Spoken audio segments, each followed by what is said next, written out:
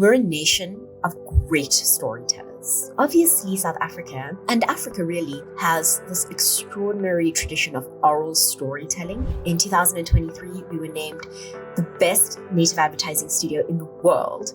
What advice would you give someone who is early in their marketing career? The way to start is to ask. Just ask. I also want to suggest finding a mentor. And people don't necessarily want to connect with brands in the way that we did 25 years ago. They want to connect with the people behind the brands.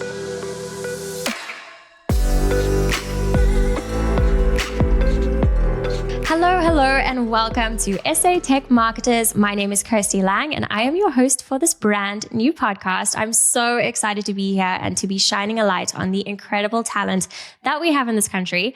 I am a marketer. I am a senior content writer at a company called Buffer, and I'm based in Cape Town, South Africa. And I was absolutely buzzing when I got asked to host the show because I feel like we don't talk enough about the amazing folks who work in marketing in South Africa. And I think that it is going to be an amazing opportunity to help other marketers learn how they can level up their careers and grow through the experiences and knowledge of industry leaders who I have invited on this show.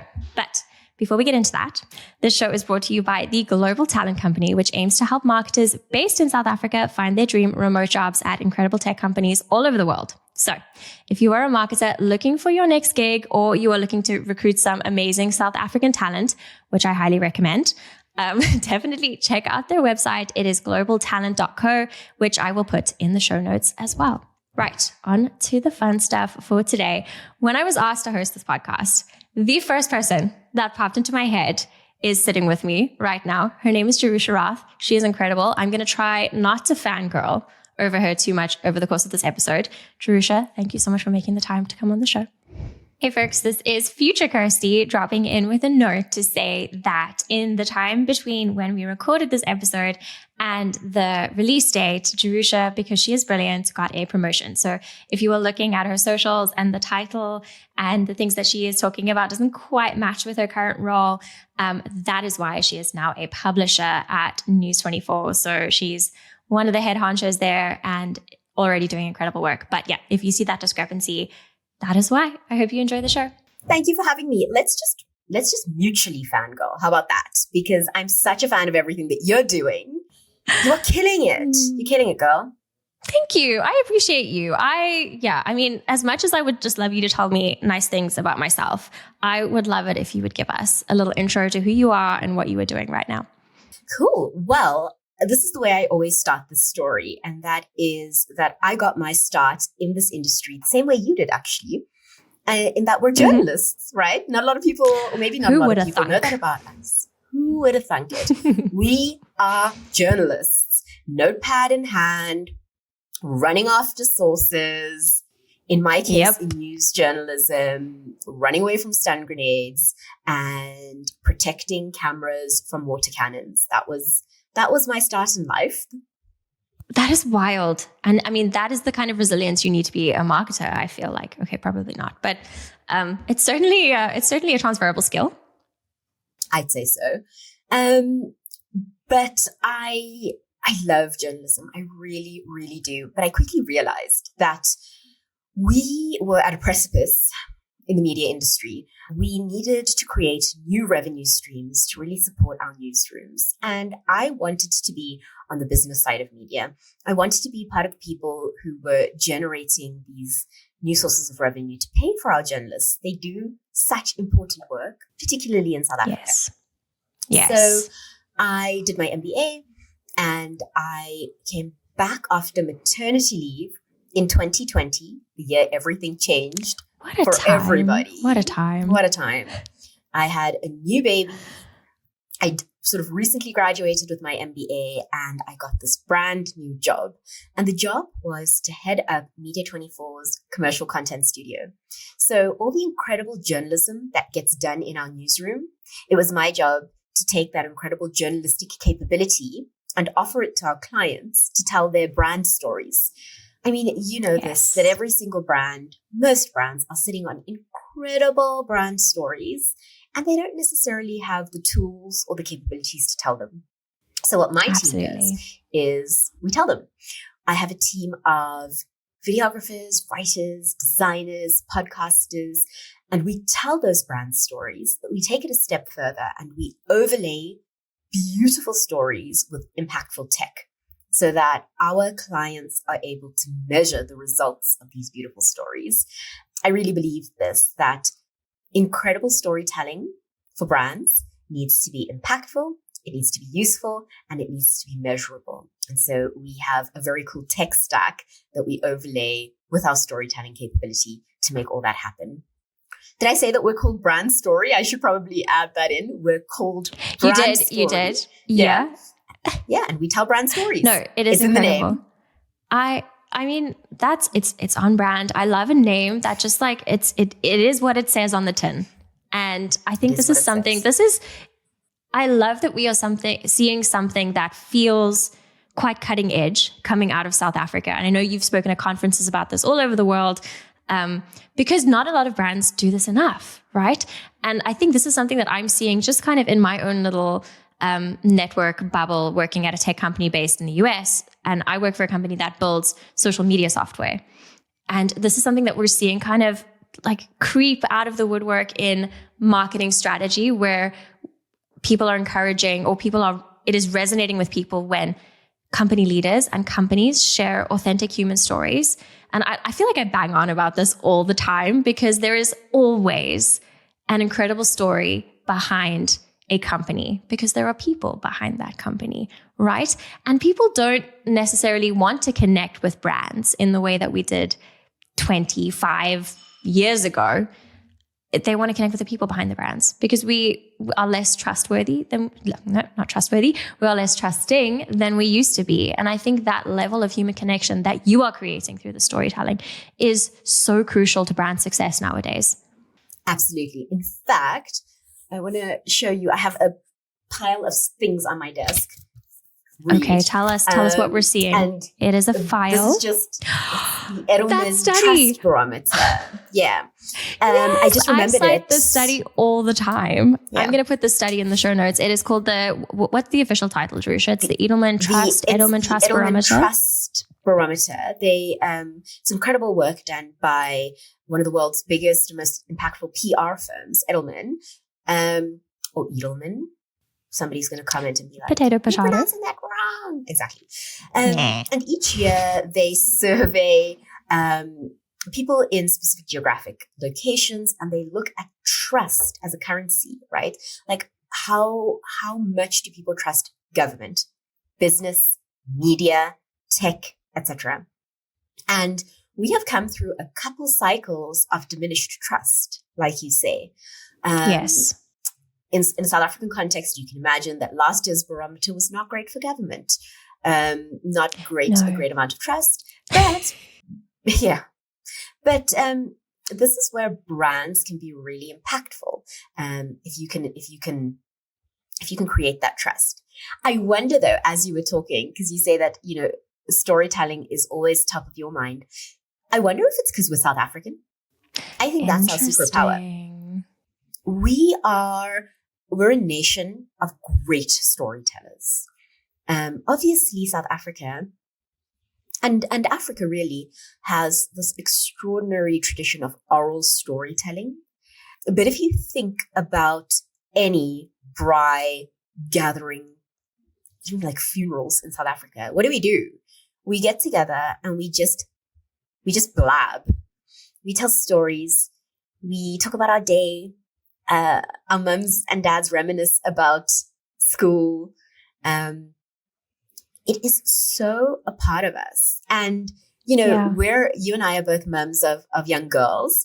And I don't know about you, but my girls have started with and then there was a unicorn, and then the unicorn's name was, and then, they're also starting to learn how to tell stories.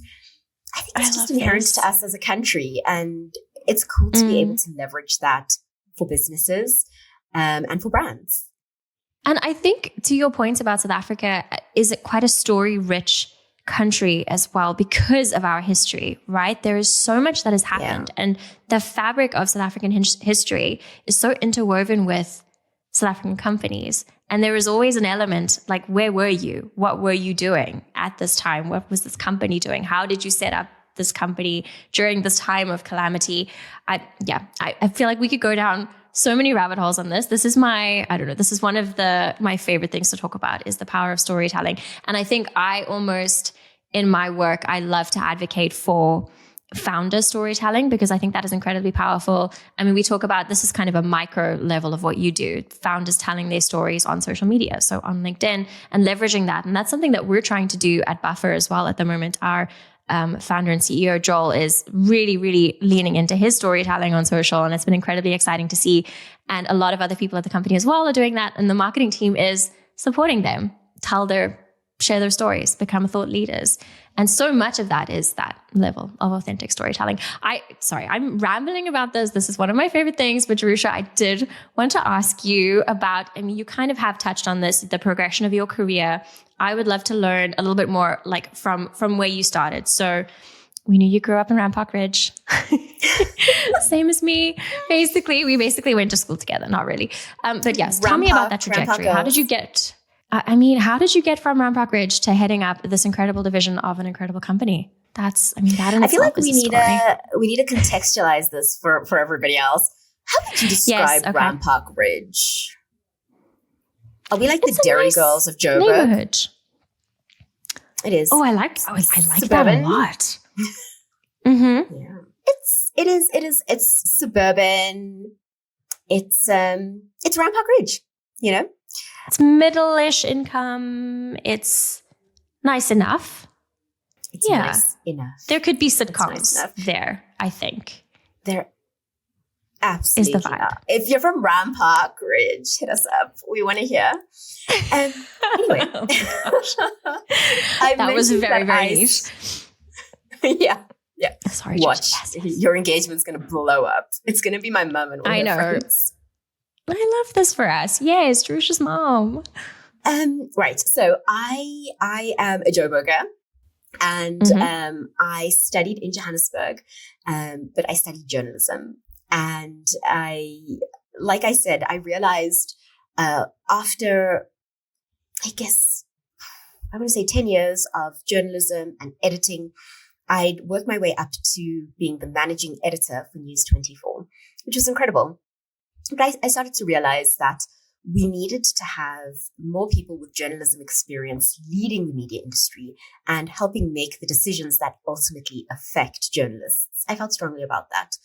Nobody really understands what it is to be in a newsroom like a journalist. And when you're making decisions that affect journalists and affect their future, you want to have that background. And so I made the transition into the business side of the world, really redefined what our native advertising studio then was, and I think grew it into something that is quite extraordinary. At the moment, we are not just a native advertising and content marketing studio. We develop rich media that helps move brand goals. We do incredible creative agency work. And we work as an internal service provider to the larger Media 24 ecosystem. But of course, our main focus is on external client work. And it was an interesting kind of trajectory to get to where I am at the moment. Yes. The thing that I'm most proud of, I think, is my team. We've done really cool work. In 2023, we were named the best native advertising studio in the world at the Native Advertising Awards in Copenhagen. It's crazy. For employees or studios under 20 employees. The studio with more than 20 employees that won was the BBC. So it's pretty cool. That's insane. I mean, Jerusha, I had no idea. I saw that you won that, but I didn't know your team was that small and that you do such incredible work. That is wild. You're a startup. What? There are 9 of us. We're teeny tiny. So I'm extremely proud of the work that we've done. We've been recognized at INMA's Global Media Awards for having the most innovative or the most creative use of advertising formats. And we were also awarded Best in Africa for some of the campaign work that we've done. So extremely proud of the amazing industry moving work we've done. But I'm actually most proud of my people. They are a bunch of FOJOs like me, not fake journalists, What's former FOJO? journalists. Former journalists. I'm one of those. You're a FOJO. Welcome. I need to write this down somewhere. Okay, I'm a FOJO. Cool. You will be receiving your welcome pack soon. It has amazing a bottle of wine. Counseling, therapy. All. That's and one free pass to therapy. Headspace. That's all you need. Yeah, it's fine. It's fine. Yeah, very couple excited. Months subscription. They're smart people. Journalists are smart. They know how to get to the nugget of story. Like that spidey sense that you have when you're hearing somebody and you're like, that what's the angle? Great story. Yes. Like you buried the lead on that. They've got that. They've got that intrinsic journalistic quality, but they're also commercially minded. They're really sharp when it comes to reading a client's brief and understanding what the client really wants. Mm-hmm. My team are very good at advising on the exact right piece of content, copy, design to meet that brief. And the thing that my team does that I think few other creative teams do is that every member of my team, from my copywriters to my multimedia team, track the delivery on their campaigns in real time and are responsible for the reporting and delivery thereof. Obviously, we have ad ops teams and we have campaign managers who are working with us to optimize these campaigns. But every Monday morning, we run through all of the campaigns that are live. And the person who created the content is the person who feeds back on performance. So they say, this is what the KPI was for client. This is where we are. If they've exceeded it, then we do a deep dive into why. It didn't just come from like magical unicorns in heaven. Tell me why. And then they're able to give us feedback. I mean, I'd love a magical unicorn from heaven, but until she comes. If you're listening. We're ready.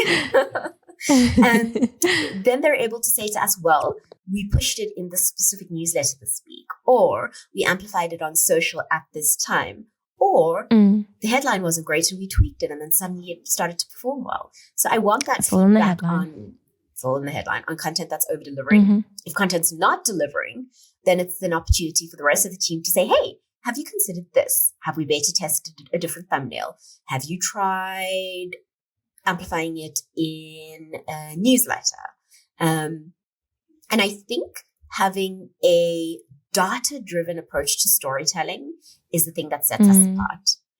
I've been speaking a lot now, but basically I'm super proud. Absolutely fascinated. I just want to hear everything. This is honestly, Jerusha, what you have built is wild and incredible. And I cannot picture anybody else doing it the way that you have done it with such grace.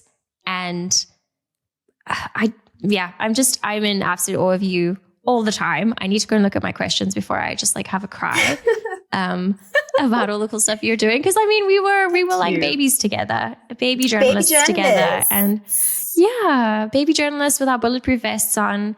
And now look at us. We've got microphones. I just got a little shock of journo PTSD. If you've been there, you know. Oh, bless you. Yeah, I mean, to be fair, I worked at it was more of a lifestyle magazine. And I had one story where I had to wear a bulletproof vest. And that is still the story that I kind of, tout out and dust off at dinner parties. Not that I go to dinner parties, but if I did, that would be the story. Okay, Jerusha, tell me, I mean, this is something that you have touched on. And I think something that, this is the thread I want to pull on. Where did your spark for what you do now come from? Where did you find that this is it? I'm doing the right thing. I'm where I'm meant to be. Look, I must be honest with you. I had a fair amount of angst about leaving the newsroom. And many people who I speak to who want to make the transition feel stuck at this juncture. And I did. I think most people who because it feels like selling out in many ways. The transition from media to marketing, it does. And I think when you're a journalist, you're in the trenches. You're probably not being paid very much. And, I think using your skills feels like a calling. But I love the way that you have translated those skills into something that is still really valuable for the world at large. Anyway, sorry, carry on. No, that is exactly right. Like you've verbalized it so well that you don't become a journalist because you want to be rich, because No. And you don't become a journalist. Well, a lot of people don't become a journalist because they want to be famous. Journalism feels like a calling, and it is. And so when I started to consider making this transition, I was anxious about it. Like, is this the right thing to do? Is my work going to be less impactful? I had all of these thoughts. And the way that I managed to make that transition was to realize that journalists need to be paid. Good journalism costs money. To create these investigations, to go in depth, it costs money. And I wanted to be a part of the team that sustains that excellent journalism. That helped me to cross that bridge. But maybe there is somebody listening who doesn't necessarily want to transition into the media management or leadership side of the world. I do want to say that there is purpose and fulfillment and real joy in the marketing space. Yes. Tell brand stories. Of course we do. Of course we have very measurable, KPIs, and we need. But so do journalists a lot of the time. So exactly, and we need to create ROI for our I hate the word, but stakeholders. But make no mistake, stakeholders ROI. Stakeholders. Make no mistake. There is meaningful, important, and impactful work being done in the marketing space, particularly in our country. And it is a fulfilling place to be. I love that. I can't even remember really what you asked me now. Sorry. That was a great answer. That was a great answer to the question. That is, I mean, and I think a lot of people don't have a why behind why they do what they do. And I think a lot of the time people kind of just fall into things, but I love that you are fulfilling your purpose. You get up every day and it's not just going to work. You are doing something. There is a greater goal. I think that why I find so much joy and fulfillment in what I do is, so Buff is one of our I think it is our vision, is that we want to help small businesses do good while doing well. And yeah, I just love that. And I think I did also kind of feel that sense of, and maybe I think we're getting a little bit niche here and kind of talking about journalism to marketing, but there are a lot of people that have made that jump. And I think, to your point, there is so much fulfillment. There is so much joy. And there are so many incredible transferable skills that you can bring from media to marketing. I love that. Absolutely. Jerusha, this wasn't on my original list of questions that I sent over, but I do something's come up for me because this is something that I struggled with a little bit when I transitioned into marketing about 5 years ago. I felt a little bit of imposter syndrome, and I felt like I was lacking in, when people said things like ROI and stakeholders, I had to be, okay, what does ROI stand for? I felt like I was lacking in a lot of areas marketing wise.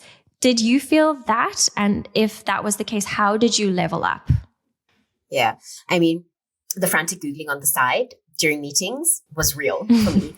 It still is, right? Like, marketers, you think you figured it out. We love our acronyms. We do. Love it. This is embarrassing. But my first week on the job, I WhatsApped a trusted colleague and it was like, what is CPM? What is it? And bless them. I mean, that's something I Googled fairly recently. So there you go. I still Google stuff. The thing about imposter syndrome is that it is real, but I've realized everybody experiences imposter syndrome. He's going to kill me for saying this, but my husband is in renewable energy. It's a completely different industry, not related to marketing at all. He recently transitioned into a new, very exciting role. Bam, imposter syndrome. Everybody experiences it. Well, most people experience it. I think we all know that, the guy who walks into the room and doesn't experience it, but probably is should. Probably not doing a very good job anyway. No, exactly. So the thing about imposter syndrome is to not let it cripple you. I was so lucky because I had extraordinary colleagues around me. In my early days, I was mentored and helped by Marianne Erasmus, who is currently at Google, and Tinashe Mukanda, who's currently at Meta. And they both were in the Media 24 ecosystem and literally answered my questions on what does CPM mean? How do we build our audiences? They were safe spaces for me. And I hope that I can be that to other people in the industry. Find your people, ask all the questions that you need to ask. Yes. And remember, it's better to ask. Yesterday, I had a call with a client. They asked for something. I thought I misheard. I didn't understand the question. And I just asked. At the risk of sounding silly, I just said to them, sorry, let's go back to this. What exactly do you want to accomplish here? Yes. They were so happy that I asked. It was not a big thing. So ask and don't let your imposter syndrome cripple you. How did you overcome it? Or how are you overcoming it? That's interesting. It's a process, right? It is. It really is, because I work on a pretty small marketing team, and I'm lucky in the sense that we have a growth marketing arm and then we have a content marketing arm. So content is obviously where I'm very comfortable, but the growth marketing side of things is something I don't know a lot about at all. And I've been really lucky in many ways in recent months, because we've had a couple of folks out on parental leave, and Buffer has a very generous parental leave policy, as a lot of tech companies do. And so I had to pick up a lot of stuff. So I've been writing website copy. I've been helping out with campaigns. A lot of the time I'm just like, I don't really know what I'm doing, but this feels right. Like, I think your instinct in a lot of cases as a journalist is really good. But yeah, and something else that has helped me, I think, kind of entrenching myself in marketing circles, kind of on LinkedIn, in marketing communities. There are some incredible global ones that I'm a part of, Slacks and Discords, LinkedIn groups. Another thing, and it's going to sound like I'm tooting my own horn here, but genuinely what has helped me a lot is podcasts. So I have listened to a lot of marketing podcasts. There are some really great business podcasts that exist. One of my favorites right now is Content Logistics. They've just transitioned into a new host, but Camille Trent is an incredible content marketer. Anyway, so that was one of my favorites as well. I would just kind of go, it was right after I had my daughter, and I'd be walking her in the early morning because she liked to wake up at like 5 a.m. and we'd go for a walk when it was warm enough, and she'd be in the pram and gurgling away, and I would be listening to my marketing podcasts and like making my plans, and also like mumming, and that was a whole journey for me. Anyway, I've also gone off on a tangent there, Jerusha. That makes a lot of sense, and I love what you said about imposter syndrome. Yeah, it comes for everyone. Speaking of motherhood, actually, this is the one thing that I've been really learning in the last couple of months, and it kind of relates to imposter syndrome too. My lesson around motherhood is around guilt and work. And I've started to realize that, like imposter syndrome, guilt is a emotion that doesn't serve me or my family or my work. And like reframing guilt and reframing imposter syndrome as two emotions that don't serve me has been helpful. I can be overwhelmed and not understand what's happening. That's fine. But I don't have to spiral and think any minute now someone's going to realize that I don't belong in this room. Because you know what? You do belong in the room. You got the job. You were qualified. And there's a reason that you're there. So, reframing that is helpful. To say, I might not know what's going on here, but I'm smart and I can learn. I might not exactly understand the nuances of this, but there's a podcast I can listen to and somebody that I can ask. And in the motherhood context, I might have to travel this week, but if I sit on that plane racked with guilt, my kids aren't better off for it. No. My work isn't better off for it, and I'm not better off for it. So what are we going to do about this? And I've decided, well, instead of being guilty, I'm going to try and do the best I can when I'm with the girls. I have 2 daughters. Do the best I can when I'm traveling at work for my colleagues and my team. And then do the best that I can for myself on that plane, which is, I can't often work on the plane because obviously what I'm working on is sensitive. So let me just read a book. instead of I was going to say, like, clouds. is that your me time? Because I love playing time. Just like they bring the food, I can watch a movie. Yeah, it's great. My phone is off when somebody's like, somebody on the plane is like, would you like to log on to the Wi-Fi? I'm like, no, thank you. Absolutely not. No, Keep thank your dirty you. plain Wi-Fi. It never works anyway. It's fine. Exactly. Jerusha, that is brilliant. Your notes about kind of imposter syndrome doesn't serve anybody. And I think a lot of people will experience that. A lot of South Africans might experience that if they are kind of coming into the room as a new South African hire at a global company. And that is something that I certainly experienced, like, because you kind of feel, and this is not the case at all, but you feel kind of, okay, I was a big fish in a small pond, and now I'm in this much bigger pond. And, is it good? South Africans are incredible. And I, when I first met with the Global Talent Co team, this is one of the first things I said to them, you guys are doing a great thing, because South Africans are among the most incredible, hardworking, industrious, resilient people that I have ever worked with. I have worked with people from all over the world, and South Africans are so incredible. Our work ethic is unmatched. Our problem solving, boer maak 'n plan. We find a solution. Anyway, so that if you ever feel imposter syndrome working with an international company or coming into a new team as a South African, know that I have been there. I know, Jerusha, I'm sure you experience this when you you go to conferences overseas and you're dealing with all these big wigs from the BBC, and I'm from South Africa. No, you're amazing because you're from South Africa. Yeah. Like, let me rassie you for a few minutes. We come from the land of the freaking Springboks, of Drovos, and of Seventla. We can do anything. What? We can do anything. We have Drovos is going to be the motto of this podcast.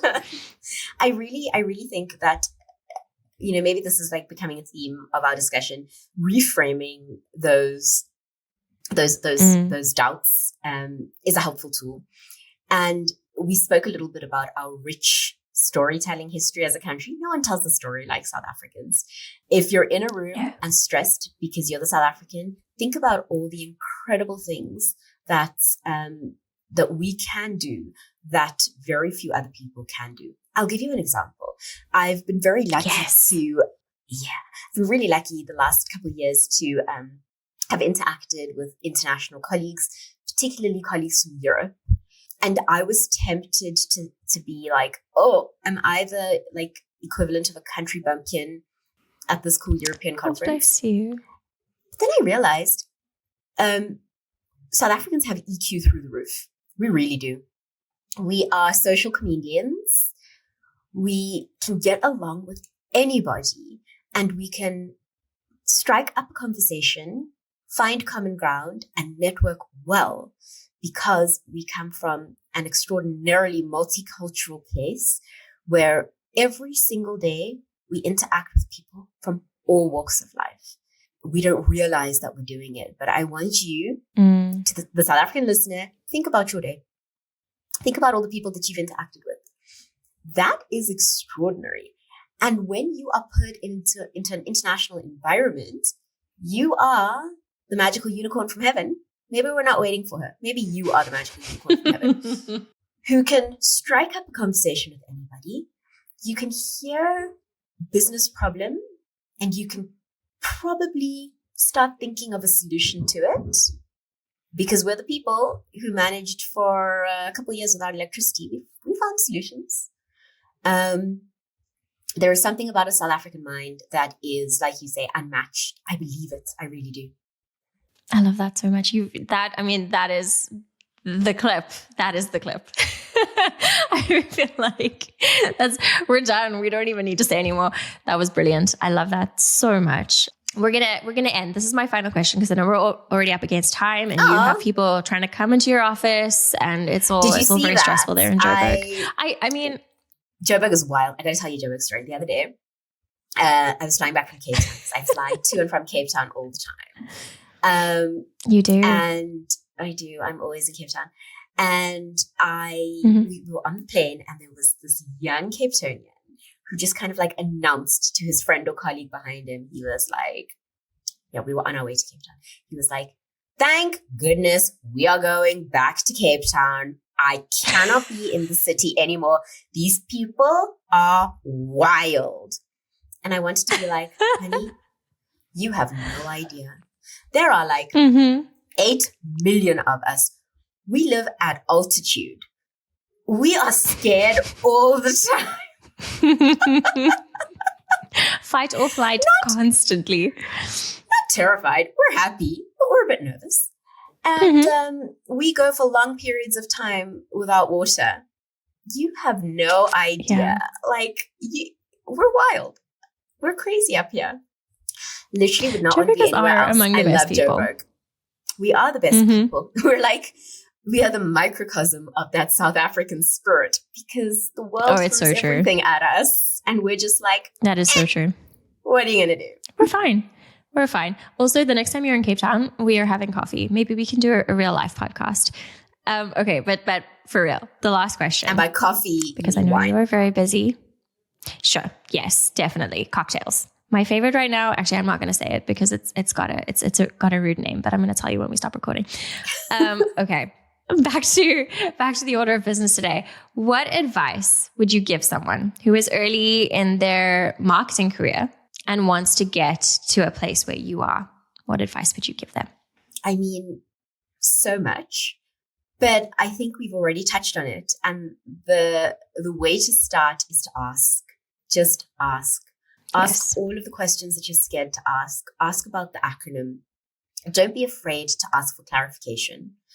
It might feel like you are making yourself look silly in a room if you're the one always asking the questions. But the reality is that I think that I have more respect for the person who asks for clarity and is eager to learn. Don't suffer in silence. I also want to suggest finding a mentor.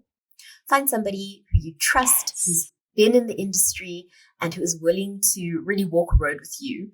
If you don't want to ask the question in an open forum, make sure that you've got somebody who you can WhatsApp on the side, and somebody who's advocating for you and who can open doors to the rooms that you want to be in. I have really seen like the transformative power of mentorship and coaching. You know, a formal coaching process for young marketers is key. If you're in an organization, ask your leaders about getting a coach, somebody to help you just think through where you want to be, how you're going to get there, and what steps you need to take now to help you on that path. I love that. That makes so much sense. And to your point about finding someone in your industry to work with. And I know a lot of companies, I think we were quite lucky having both worked at Media24 where there was a lot of support. But if you're working at a smaller company, you know, you might have to look outside to find someone who is going to help you. And it's a great opportunity to plug the SA Tech Marketers community, which is brand new. We are setting it up. You don't necessarily need to be in tech to join, just a marketer in South Africa who wants to level up and grow. You'll find the link there in the show notes as well. There are going to be loads of people, including me, who are happy to answer questions and give you guidance and advice if that is something that you're after. Jerusha, thank you so much for making time today. It was a delight to chat to you. My final question is, what does CPM stand for again? CPM stands for cost per thousand, which is why I was so bloody confused to start off with. It's very weird. It's very weird. Why can't we call it CPT? I have to use a calculator every time I need to calculate that, which has been all of about 2 times. But yes, thank you for answering that question as well.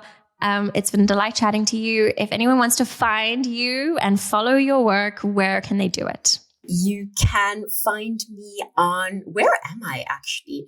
I'm an old millennial, an elder millennial, I believe we're called these days. So I'm mostly on Instagram, where you can find me at Jerusha Raath, or you can pop me a mail, jerusha@24.com.